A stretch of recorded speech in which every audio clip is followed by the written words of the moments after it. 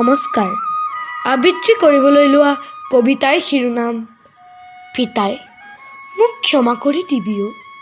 কবি অৰূপজ্যোতি হাজৰিকা। আবৃত্তিকাৰ নিশীথ পীতাম্বৰা। পিতাই অ' পিতাই, তই থাকোঁতে মই একো নকৰিলোঁ। কেৱল তোৰ আশাতেই মই বনৰীয়া চৰাইৰ দৰে উৰিলোঁ। বনৰীয়া প্ৰাণীৰ দৰে কেৱল ভ্ৰমিলোঁ। শিক্ষা নোলোৱা কাম নিশিকাৰ ফল এতিয়া হাতে হাতে পাইছোঁ অ' পিতাই। আই আছে, তোৰ কথা সদায় ক।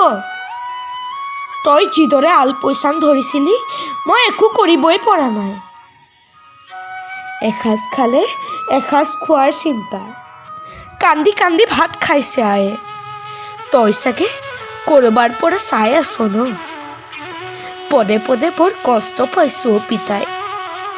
হাল কোৰ বাই গোহালিৰ গৰু চৰাই মই চাল ছিগা ভিকহুৰ দৰে হৈছোঁ। পাৰিলে এবাৰ মোক চাই যাবিহিচোন। জীয়াই থাকোঁতে তোক নুবুজিলোঁ, নিশিকিলোঁ তোৰ খোজ। পিতাই অ' পিতাই, মোক ক্ষমা কৰি দিবি অ'। ধন্যবাদ।